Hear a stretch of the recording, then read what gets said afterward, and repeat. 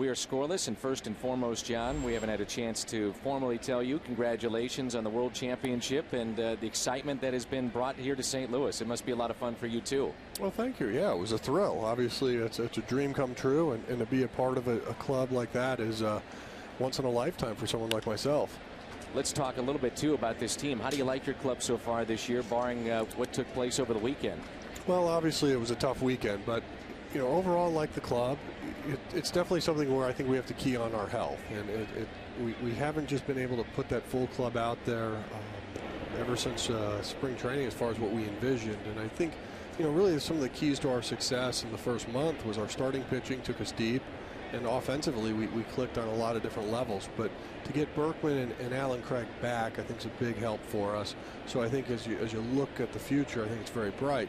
Key thing for us now is to eat up innings and find ways to still score runs. I'm sure one of the toughest parts of your job, and this is Tony Campana, 1 ball, no strikes, and De Jesus, the runner at first. It doesn't matter who it is, but telling somebody that you're no longer on the team, which you had to do with the lefty Romero, and Eduardo Sanchez has been called up. I'm sure that's not an easy thing to do, but obviously with Romero, he just wasn't getting the job done. Well, that's right. It's never fun. I will say it's a lot tougher at the minor league level, because at that point it's usually where their career ends. It's also where the likelihood of them having any really earning power never happened. And in Romero's case, he had a very nice career. Still may come back and pitch, but the bottom line was, for the St. Louis Cardinals, we needed to improve. And Sanchez had been throwing the ball very well down in Memphis. Get him back up. You know, adding that power arm to our bullpen, I think, just makes us that much stronger. There's a power arm for you. Gunning him down, Yadier Molina. You decided to give that man an extension, and it looks like money well spent, wouldn't you say? I hope so. I definitely think he's well worth it. Clearly, when you look at what he's done early on in this season, people can see his leadership and the importance he is to this team. And without him, I think we'd be in a lot of trouble. And so I was really nervous about looking at next offseason, trying to get that done. 2 balls and 1 strike on Campana. That's back to Westbrook. Look what I found. Gets himself in good fielding position and makes the play.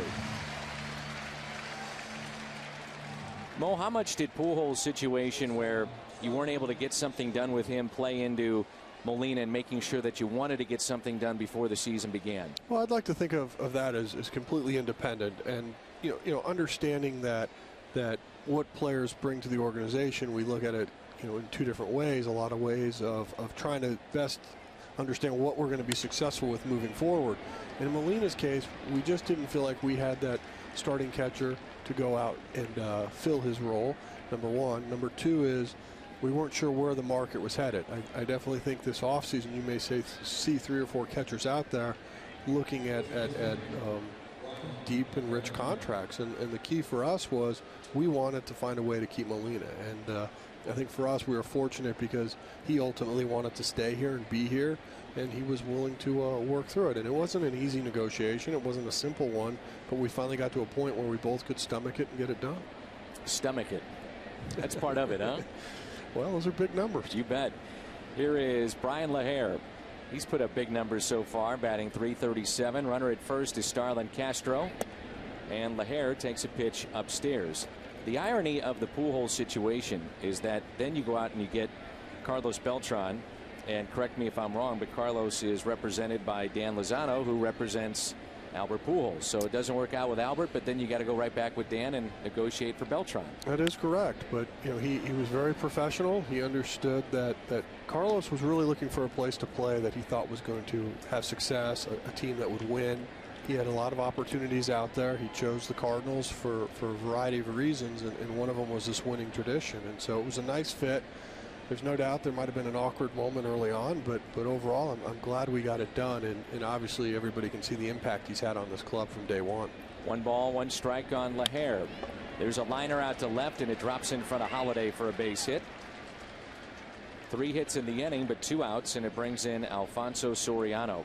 You and I were doing a function last week, and you were asked about Pujols and his struggles, and the fans said, aren't you getting a kick out of it? And your response was no, because you want to see Albert have success. Sure, and I think what people maybe fail to remember or realize is you know, he and I have a long history together. I think a lot of the success that the Cardinals had over the last decade was due to his success. And so, you know, being a part of that, we were all very fortunate to watch that, to witness it.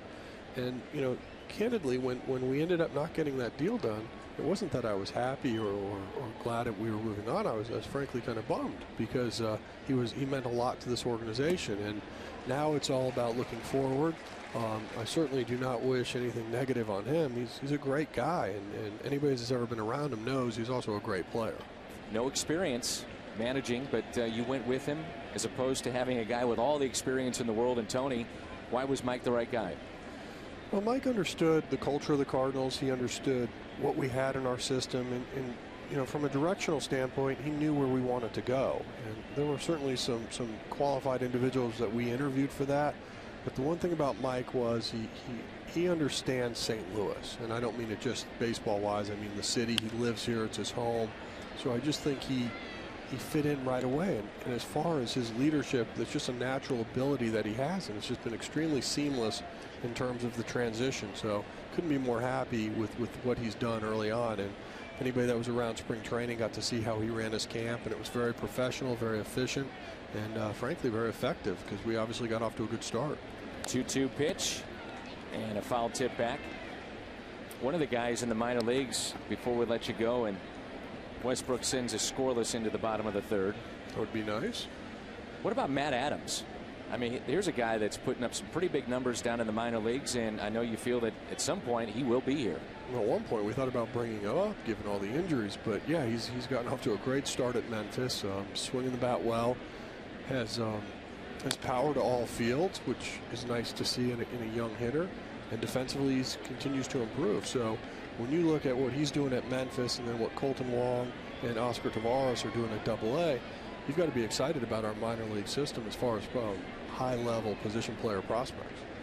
Shelby Miller, Carlos Martinez, those two looking good. Yeah, I think I'd go Shelby Miller, Carlos Martinez, Rosenthal, and Tyrell Jenkins are all throwing well. It should be a great event. Good strikeout there and a big one for Jake Westbrook, but it's next Monday. John, we appreciate your time and looking forward to raising money for a great cause.